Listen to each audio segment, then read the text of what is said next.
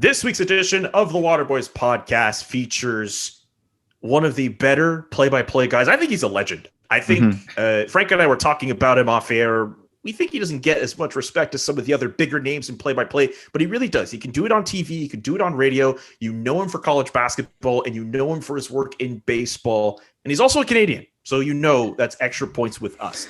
Dan Shulman is this week's guest on the WaterBoys Podcast. Dan, how are you doing? I'm doing great. Thank you for saying that. Good to be with you guys. Awesome. It's an absolute pleasure to have you on our show. To start off, one thing that's really interesting, looking through your bio, I know ESPN obviously has everything from your history to this point. You graduated with a degree in actuarial science at the University of Western Ontario. How does a graduate in actuarial science become a sports broadcaster? He kind of falls into it sideways by accident. So, yes, I majored in actuarial science, which for people who don't know is like insurance and pensions. It's hardcore mathematics. And while I was in school, I kind of messed around, volunteered at the campus radio station. Now, I see your Syracuse sweatshirt. This is not like going to Newhouse at Syracuse or anything like that, where my son happens to be right now, actually. But cool. He's a junior at Newhouse.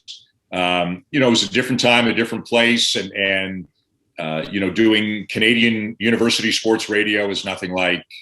It is not like doing Syracuse or Arizona State or USC or Indiana or anything like that.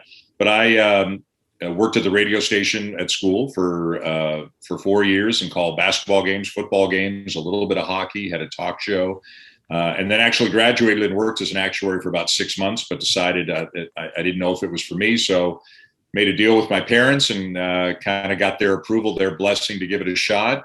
Sent out, this is 1990, this is before the internet, a different world. Sent out 40 or 50 cassette tapes, got addresses, mailed them off, phoned people, tried to get meetings with people, and eventually got a weekend job making $6 an hour in a city called Barrie, Ontario, about 50 miles north of Toronto. And that's kind of how it started. $6 an hour? Yeah. Oh my God. Now, again, 31 years ago, so it'd probably be more like, $12 an hour right now or something. But it was it was a long time ago, and it was part-time, and it was the only offer I had. So I took it, and eventually a few months later, a full-time opening happened at the radio station, and I took it, and I left my actuarial job and took the full-time radio job, and it's been kind of a long and winding road since then, but it's been a really fun ride. So tell me then, obviously you mentioned that you during your younger years, you covered a bit of basketball, baseball, something that always, that I was curious to know about when it comes to play-by-play commentators. Is it really like, did you have the choice once you became more established in your career, of course, did you really want to zone in on basketball and baseball? Were those the sports that really, grabbed your attention, or was it just, it so happened to be the openings at the time and they so happened to be the sports that you preferred? It's a little bit of both. It's probably more that's where the opportunities happened. Eventually I got to a radio station in Toronto, which became an all sports radio station, The Fan. But I wasn't doing play-by-play. I was doing talk shows then. But I got some opportunities to do a little play-by-play here and there. And then I got hired to do the Blue Jays in 1995. And you could probably always say that baseball and basketball, I don't know. I love football, and especially when I was younger, I'm Canadian. Like, hockey was an enormous thing for me. I mean, you can see it from football. You can see I got a Green Bay Packers helmet up. So, and I actually did hockey for 3 or 4 years in Canada, but then started doing a lot of college basketball for ESPN. So my Canadian work became just baseball. So I would say it's a little bit of both, but it's really where the opportunities presented themselves. And the first huge break that I got was the Blue Jays in 1995. And from there, ESPN heard me do baseball and became a little interested in me. And they asked me if I'd ever done any basketball, or they asked me if I'd ever done any other sports. And I said, yeah, I've done some basketball, because the World Championship of Basketball in 1994 was in Toronto. And there just weren't people who loved basketball. And I've always loved basketball, talked about it on my talk show all the time. So I actually, for Canadian TV, called the World Championship of Basketball in 1994, sent that tape into ESPN, and that's how I got my college basketball job. So, wow. if the opportunities had been different, I could have been a hockey football guy. I'm kind of a 4-sport guy. I don't really follow golf or tennis or auto racing or boxing or anything that, my brain's not big enough to follow that many sports. I grew up on 4 sports and those are the 4 that I love the best. So, I'm probably calling the 2 that I can't even say that. Like, again, as a kid, hockey was by far my favorite one. And I actually did hockey at an Olympics for Canadian TV in 1994 too. So I do have a little bit of the other sports in my background, but the door's open for me with baseball and basketball. So you mentioned with basketball, obviously in the 90s, it was nowhere near as popular as what we're seeing now, thanks to obviously the advancements in Canada basketball. The players were in the NBA and obviously with the Toronto Raptors winning. So I'm just curious for your perspective. How does it feel now looking at Canada, seeing how they've delved their attention into basketball by comparison to what it was like in the 90s? It's awesome. I can go back even further. So when I'm growing up, we had a basketball hoop on the driveway. My dad was a very good basketball player, won a couple of city championships in Toronto. I was a mediocre basketball player. I played a little, but not very well, but I loved it. So when I was growing up, we had a hoop. Nobody had a hoop. Like, nobody had a hoop. And nobody talked about basketball. But then in 1995, a few things happened. In 1995, the Raptors were born. Soon thereafter, Vince Carter, a few years later, became a Raptor. Steve Nash, Hall of Famer and 2-time MVP, is Canadian. He got into the NBA. So between Nash and Carter and the Raptors and Grizzlies, although the Grizzlies are gone, like, everything changed. And when I was a kid, there would be maybe 2 or 3 really good college players a season. We'd have some guys at Niagara, Canisius, or, near the border, that sort of thing. And then every now and again, you'd have a really good player. But now we've had first overall picks, conference players of the year in college, in major conferences. And I believe there are 21 Canadians in the NBA, somewhere around there. I know there are more Canadians than any other country other than the US, obviously. So it's really cool. It's really fun. I love Canada. I love basketball. So I love that we have so many great players.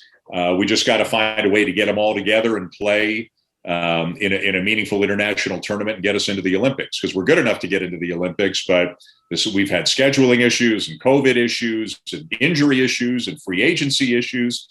You put Canada's best 12 out there, it would be a lot of fun. So hopefully it'll happen at some point. Not to mention in Canada basketball, whenever they do get close to those games to qualify for the Olympics, some country like Venezuela, for whatever reason, ends up standing in their way. We could do a whole podcast on Canada basketball. I just want to move on. I did those games. Oh, yes. I did that FIBA qualifier for Canadian TV in 2015, I guess it was, right? The year before the 16 Olympics. And I'll say we, because I'm Canadian, like, we dismantled Venezuela in the preliminary round, like, beat them easy. And then Canada was playing Venezuela in the semis. All they had to do was get to the final, because the top 2 got an automatic bid in the Olympics. And it was a very young Canadian team. Andrew Wiggins actually played. That's the last time Andrew Wiggins played for Canada. It was a very talented but very young team. And the Venezuelans were very smart, very experienced, and very tough. And they kind of punked Canada, and it worked. And it was a very close game. There was a controversial call at the end. It is what it is. And Canada lost. And that really set back the program a lot. And it's been a real battle trying to get guys to play. And pre-COVID, all of a sudden, Jamal Murray, Shai Gilgeous-Alexander, and Dwight Powell's played for us a lot, Kelly Olynyk and Corey Joseph. Lugens Dort is Canadian. I mean, on and on and on. Montreal, yes. Yeah, they were all going to play. They were all going to play. Most of them couldn't play or didn't play in the World Championship in China. So we didn't do great there. So where it stands now is Canada's got to win a qualifying tournament to get into the Olympics. It's in Canada. It's in Victoria, out west. But then COVID has pushed back the NBA season to the point where I'm not sure how many NBA guys are going to be able to go. So there's this weird thing in Canada where you're kind of rooting for the teams the Canadians are on not to do well this year. So they get knocked out of the playoffs early and they can play in the qualifying tournament.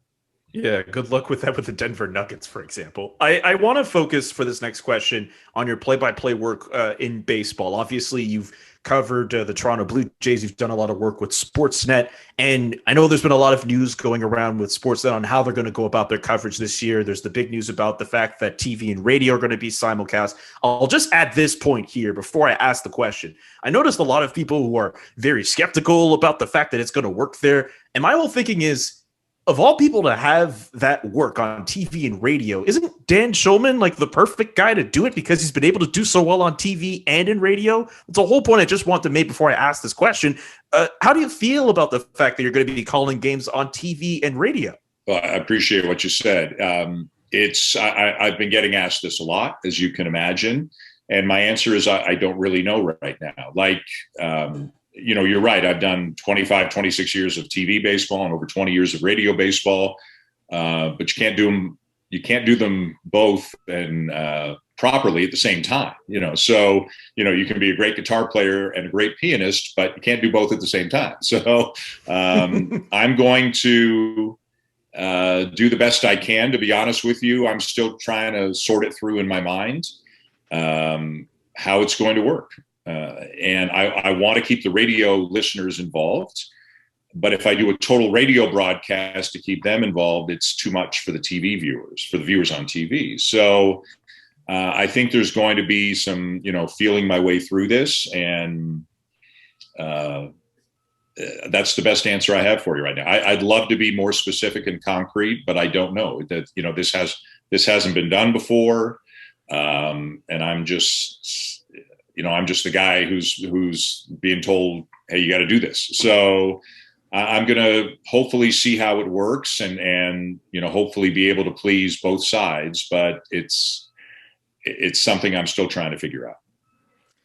Dan, sticking to baseball now, I really wanted to ask you with the MLB season quickly approaching, what are you looking forward to the most from the Blue Jays this year? Is it, albeit I'll have to say, their underrated depth in the bullpen that maybe doesn't get the national attention, guys like Julian Merriweather, Thomas Hatch, and Trent Thornton, or them banking on a lot of bounce back years from the starters, particularly Nate Pearson, Tanner Roark, Robbie Ray, Steven Matz. Is it those guys that you're keeping an eye on, or is it somewhere else in the diamond?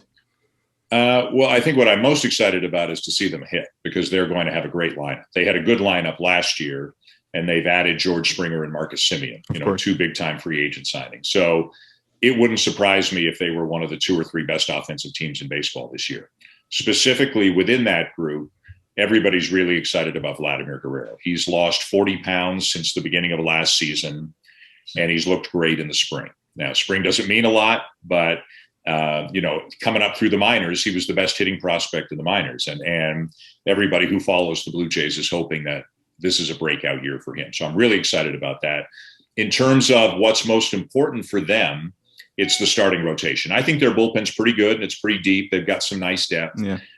Their starting rotation's got to be decent. It doesn't have to be great, but it's got to be decent. So like you said, Robbie Ray's looking to get back where he was. Tanner Roark's hoping to have a better year than he had last year.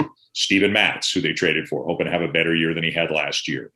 Nate Pearson, who's a great prospect, has had trouble staying healthy. He's not going to be ready to start the season. So their pitching is a little bit thin. I shouldn't say thin again, because they have depth, but there are some ifs on their pitching staff. There are some question marks. If enough of them get answered in a positive way, it's going to be a really good team. Is it enough for them to, I don't know if they're going to necessarily win the AL East, but is it good enough for them to get a wild card spot this year? I think it could be. So one thing we should remember, as you guys know, is there were 8 teams in the playoffs last year, and now we're going back to 5. Right. So, 5's way different than 8. The Yankees are still the Yankees. And I still think the Rays are going to be very good, even though Snell and Morton aren't there. They've got so many great players coming up through their system. So I think the Yankees are probably objectively better. Maybe the Blue Jays and Rays are in a battle for second. But you look at the American League Central, Minnesota and Chicago both look like they're going to be really good teams. And out west, I think Houston and Oakland are both really good teams. So that's 7, and only 5 of them are going to make the playoffs. So I think the Jays are good enough to be in the hunt for a playoff spot. I don't think it's a lock. I think they're going to have to play well, stay healthy, and get some good pitching if they're going to do it. Well, we're going to have to wait and see with that. I want to move on to college basketball. And I think you obviously have done great work with your work through ESPN. But one person I'm really excited to ask you about is your partner, Dick Vitale, who obviously one of the biggest personalities when it comes to just college sports, period. Do you have any fun stories about Dick Vitale that you care to share with us? Of course, everybody has fun stories about Dick Vitale. So Dick's been wonderful to me. The second game I ever did in 1995 was with Dick Vitale. So I've worked with him for 21 years now, crazy enough. So he's been great to me and my family. But he's exactly like you would think he is off the air. Like, loses his keys if he even has keys, doing 8 things at once. Where I have to drag him over to the table 3 minutes before the game starts because he's up in the student section, or all that kind of stuff that you would imagine happens. But he's great, and I've been very lucky. I've worked with Dick for years and years, and now I work more with Jay Billis, but still work with Dick sometimes. But they're both fantastic. But you asked about Dick; it's never dull. I can tell you that. And every now and again, something funny will happen where a play-by-play guy will be on a game with Dick for the first time. And I won't even know that. I won't even be paying attention, but I'll get a call 2 days before that game from a play-by-play guy or a producer who's never worked with Dick. And they'll say like, hey man, can we talk for a little bit? Can you help? Can you give me some tips on what I'm getting into here, on how I should do this? Because it's different. And, but we've always gotten along great. I get it. When Dick's there, it's, he's a huge part of the show and I let him go. But this is, pre-COVID when we'd be sitting beside each other. If I need to get something in, like if I just put my hand on his forearm, he stops talking. It's amazing. It's like a power switch. Wow. Because if I do it, then I don't do it very much. So he knows I need it when I do it. But we've always gotten along great. He's I tell people he's like the crazy uncle in my family. So that's how I think of him. My favorite moment between you two, and maybe it's a really random one, but it came about over a decade ago. You were calling a game that involved Georgia Tech and Duke, and I think Kyle Singler jumped over the broadcast table and kind of kept you out of commission for a couple minutes, and then he was all like, "You should have called the charge. Where's the charge?" Yeah.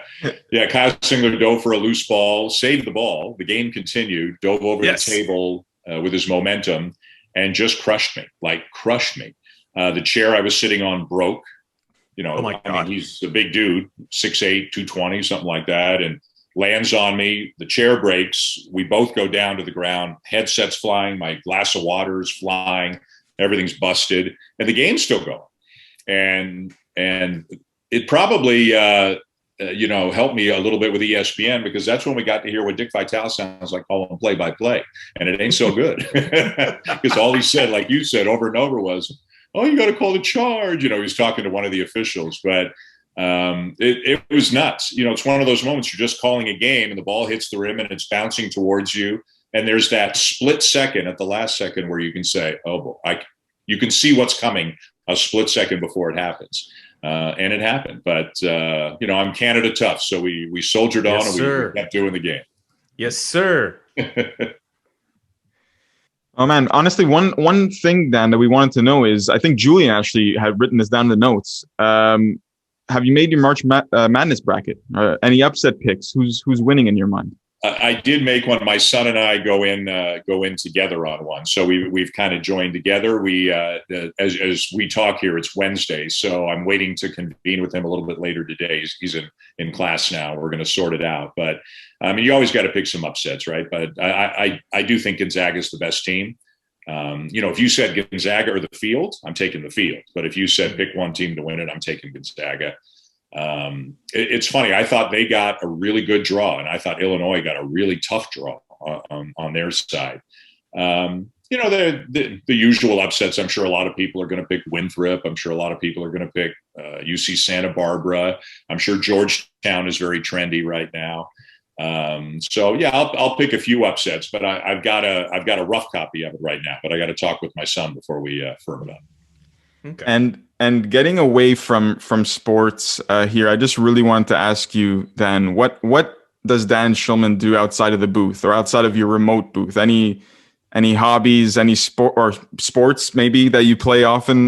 What's up with you in your life away from work?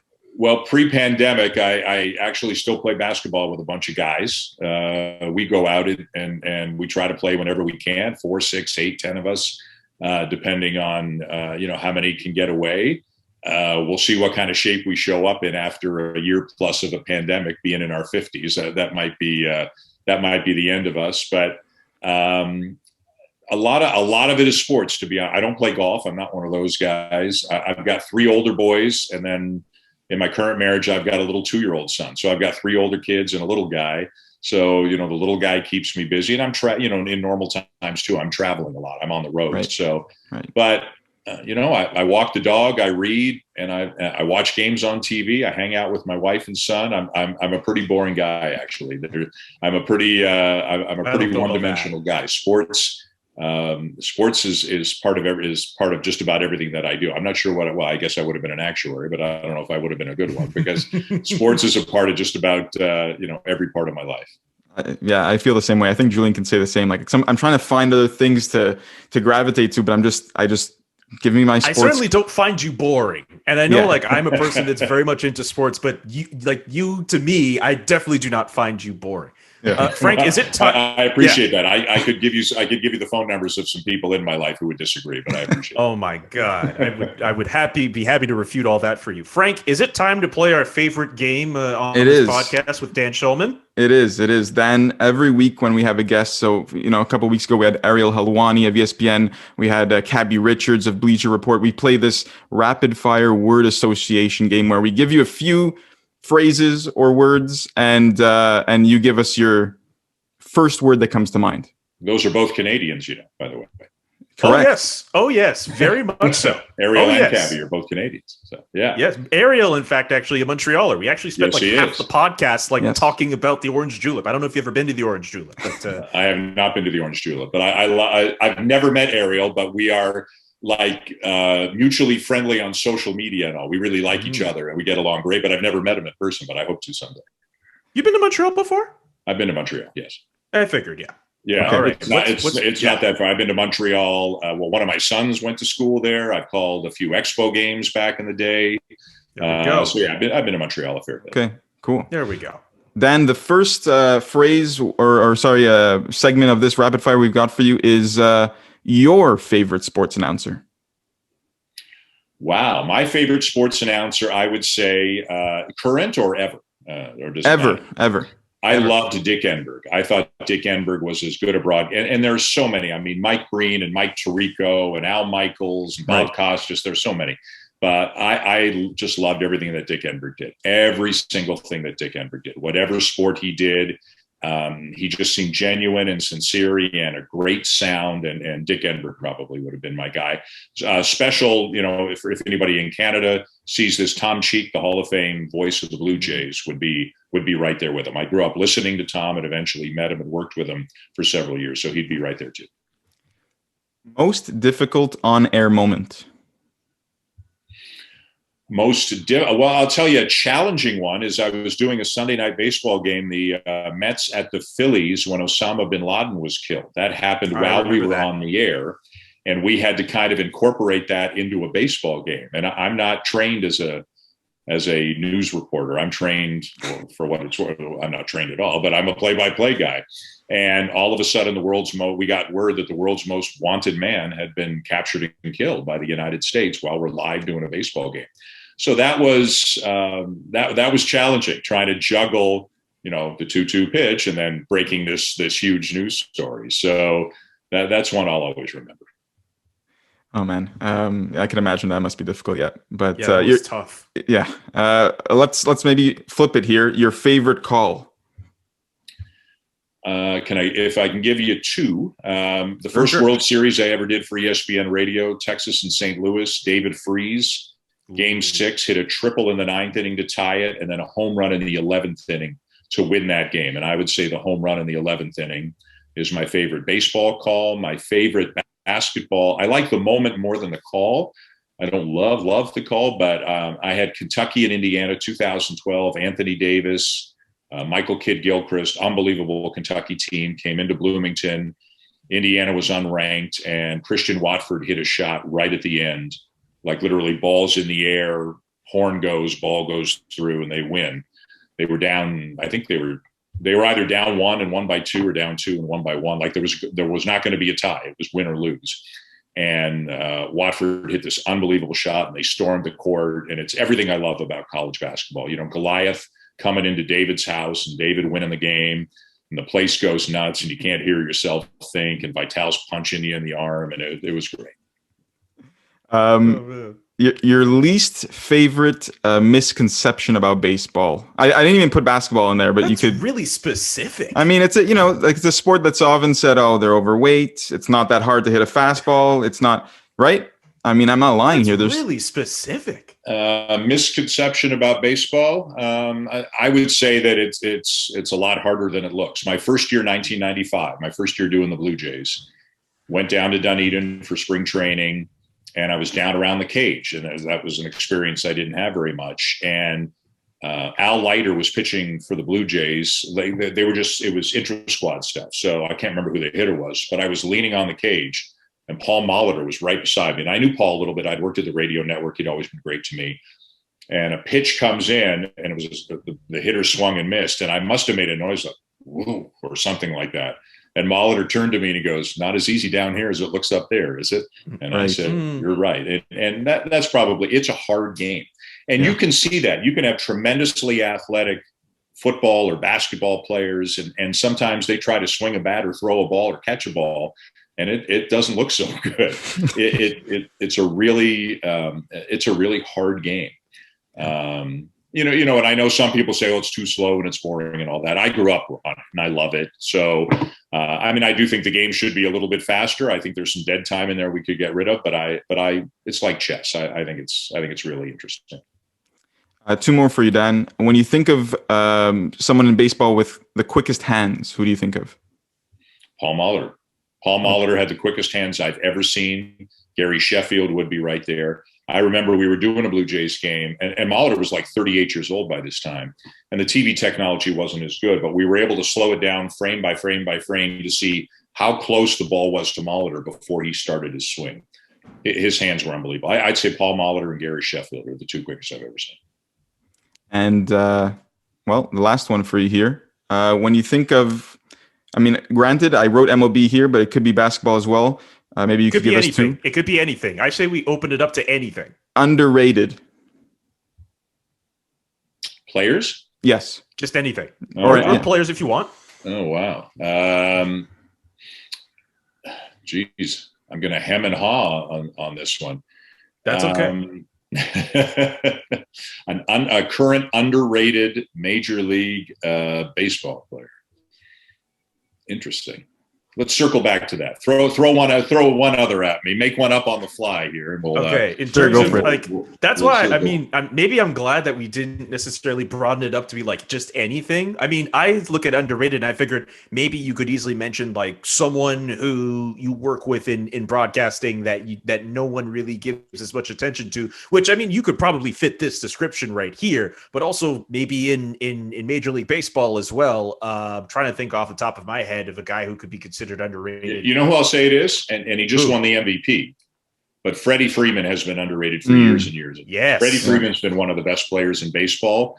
But when you start thinking, every Mike Trout and Mookie Betts and Fernando Tatis and Ronald Acuna and Juan Soto, and they're all phenomenal players. But to me, Freddie Freeman is a stud and a superstar. So I'm glad to see him win an MVP this year and start to get some of the credit that he deserves.